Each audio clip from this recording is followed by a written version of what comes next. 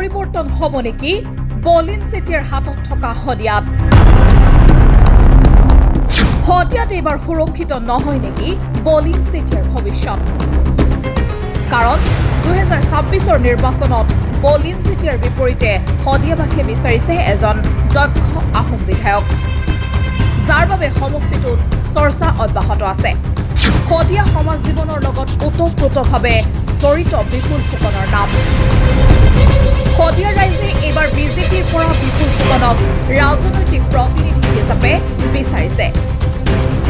সেয়েহে মুখ্যমন্ত্ৰীলৈও জনাইছে অনুৰোধ। উল্লেখযোগ্য যে সমষ্টিটোত বিগত 20টা বছৰে একেৰাহে জনপ্ৰতিনিধি হৈও অসমৰ উন্নয়নৰ মানচিত্ৰত শদিয়াক বিশেষ স্থান দিবলৈ সক্ষম নহল বলিন চেতিয়া, যাৰ বাবে এইবাৰ সমষ্টিবাসীয়ে বলিন চেতিয়াক ভোট নিদিয়াৰ লৈছে পণ। সেয়েহে সমাগত নিৰ্বাচনত বাৰুকৈ শদিয়াৰ বিধায়ক বলিন চেতিয়াই ফল ঠিকন কৰিব সেয়া নিশ্চিত। অন্যহাতে যদিও আমাৰ অঞ্চলবিলাক শিক্ষিত হৈছে, কিন্তু আমাৰ যিসকল জনপ্ৰতিনিধি আছে তেখেতলোকে আচলতে নিজকে ঠিকাদাৰ হিচাপে পৰিচিত দিয়াৰ পিছত আমাৰ এই অঞ্চলবিলাকত প্ৰকৃততে উন্নয়নৰ ক্ষেত্ৰত যিখিনি কাম হ'ব লাগিছিল সেই কামখিনি হৈ নুঠিল, যাৰ বাবে আজিও আমাৰ স্থানীয় লোকসকলে ইয়াত দুৰ্ভোগ ভুগিবলগীয়া হৈছে। তেখেত 20 বছৰ ইয়াতে অতিক্ৰম কৰিছে। 20 বছৰত এদিন দুদিন নহয়, 20 বছৰত প্ৰায় 7,300টা দিন থাকে, আৰু এই 7,300টা দিনৰ ভিতৰত তেখেতে আজি তাৰিখলৈকে এদিনো এই জৰাজীৰ্ণ অৱস্থাত পৰি থকা পৰিত্যক্ত অৱস্থাত পৰি থকা এই স্বাস্থ্য কেন্দ্ৰখন তেখেতে এবাৰ চাবলৈ নাহিল।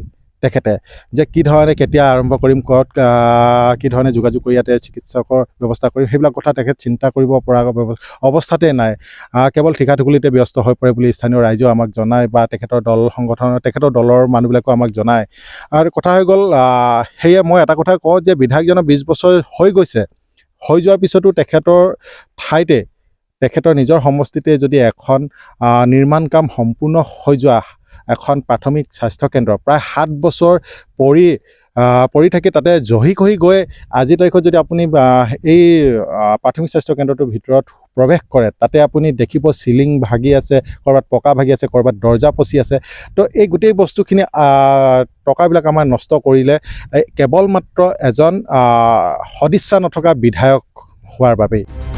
সমষ্টিটোত আহোম জনগোষ্ঠীৰ ভোটাৰে প্ৰতিটো নিৰ্বাচনতে নিৰ্ণায়ক ভূমিকা পালন কৰি আহিছে যদিও স্বাধীনতাৰ পৰৱৰ্তী সময়ত মাত্ৰ প্ৰয়াত হিতেশ্বৰ শইকীয়া নেতৃত্বাধীন চৰকাৰতহে কেৱল মাত্ৰ আহোম জনগোষ্ঠীৰ বিধায়ক আছিল।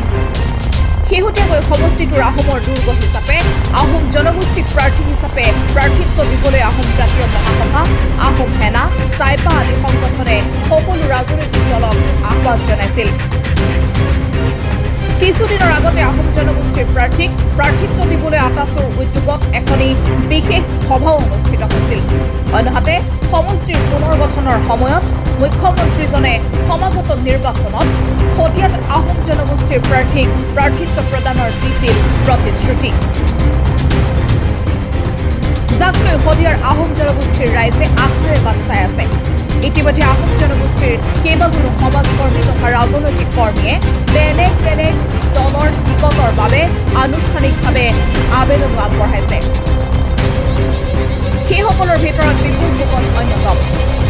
কৃষি বিভাগৰ স্নাতক হোৱাৰ উপৰিও সাংস্কৃতিক, সামাজিক আৰু ৰাজনৈতিকভাৱে সদা সক্ৰিয় বিপুল ফুকনক শদিয়াৰ প্ৰতিনিধি হিচাপে বিচাৰিছে ৰাইজে। সেয়েহে শদিয়াত চৰ্চা চলিছে এইবাৰ বিজেপিৰ টিকট পালে কপাল খুলিব বিপুল ফুকনৰ। News desk report, first news Assam.